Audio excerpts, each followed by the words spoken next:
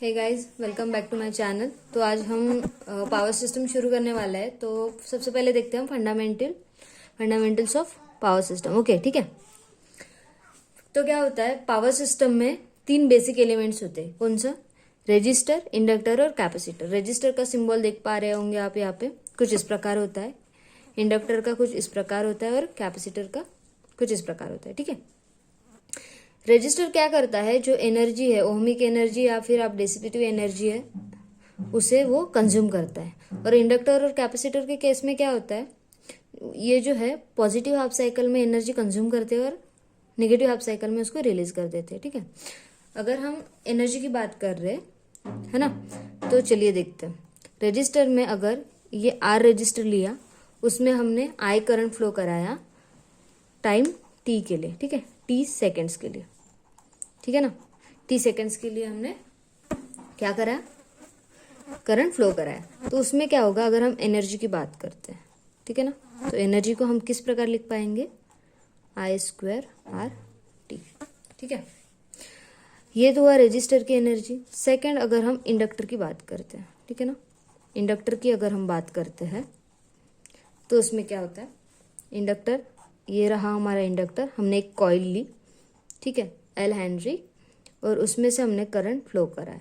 तो सबसे पहले एक चीज़ जाननी बहुत ज़रूरी है कि जो इंडक्टर है, वो जो एनर्जी है वो magnetic field,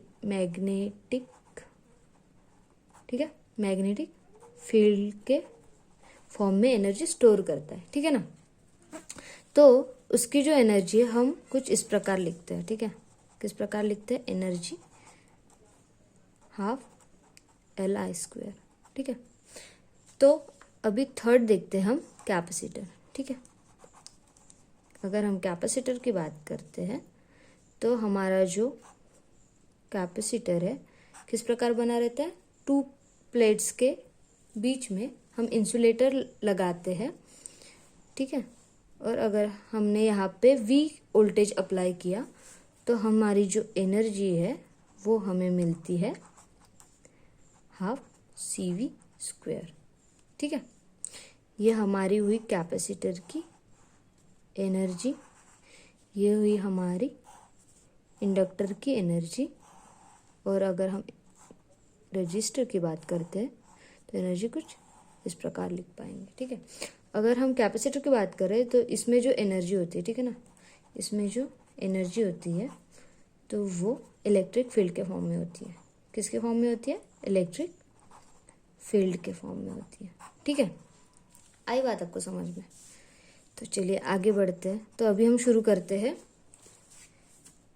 single phase transmission, ठीक है। जो ट्रांसमिशन है पहले सिंगल फेज का देख लेते हैं, ठीक है। पावर सिस्टम की बात करें तो ट्रांसमिशन से शुरू करेंगे, ठीक है ना। तो चलिए देखते हैं हम सिंगल फेज ट्रांसमिशन।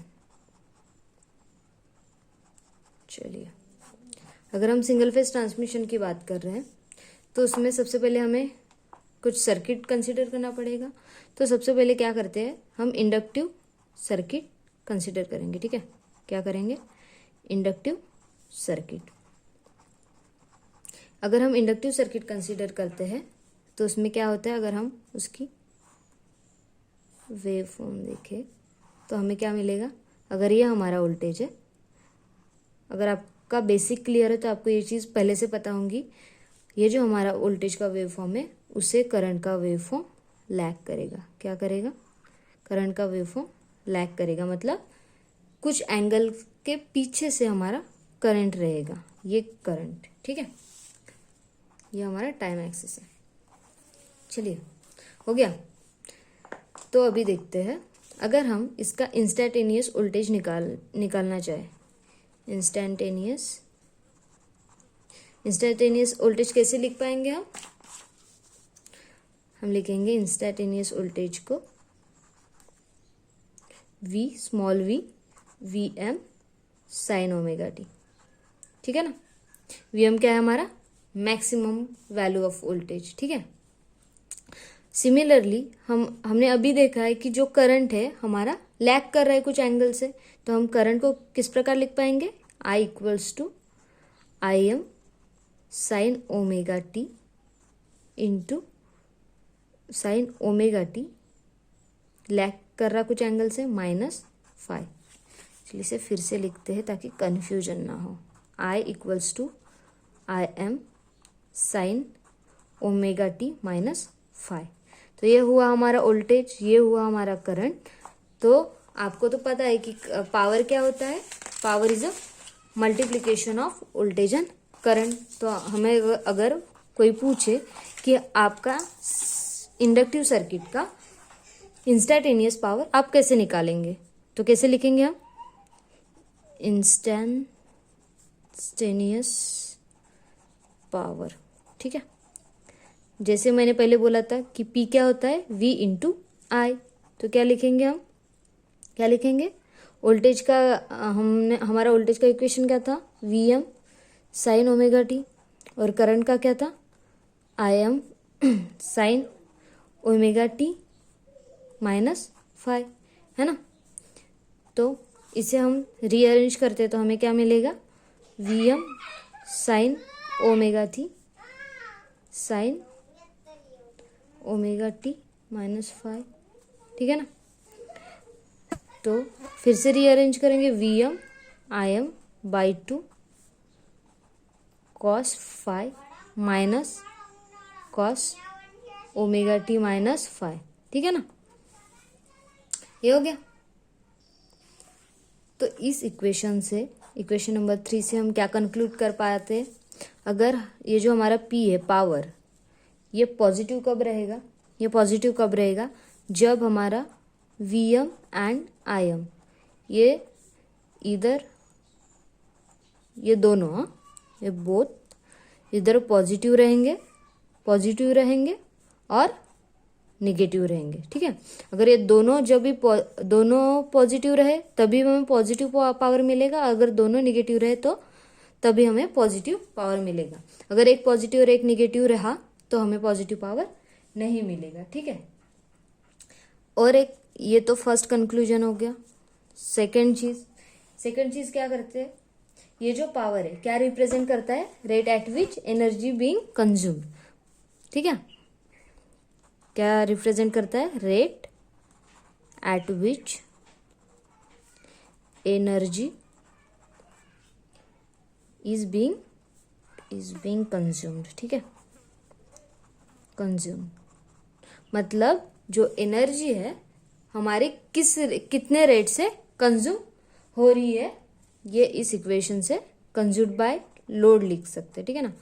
लोड की वजह से हमारी जो एनर्जी कितने रेट से कंज्यूम हो पा रही है, ये इस इक्वेशन से हम कंक्लूड कर सकते हैं, ठीक है ना। अगर हम इंडक्टिव सर्किट के बजाय अगर हम रेजिस्टिव सर्किट कंसीडर करते हैं, ठीक है ना। अगर हमने क्या किया, रेजिस्टिव सर्किट कंसीडर किया हमने अगर, तो उसमें क्या होगा पता है क्या, जो एनर्जी है ना, तो उसमें उस केस में क्या होगा, जो हमारा करंट है, ठीक है ना, जो हमारा करंट एंड वोल्टेज है ये 90 डिग्री अपार्ट होते हैं। क्या होता है, 90 डिग्री अपार्ट होते हैं, ठीक है ना। और ये रेजिस्टिव सर्किट के बजाय हम लिखेंगे प्योरली रेजिस्टिव, ठीक है ना। प्योरली रेजिस्टिव अगर सर्किट है तो उसमें क्या, हमारा करंट और वोल्टेज 90 डिग्री अपार्ट रहेगा।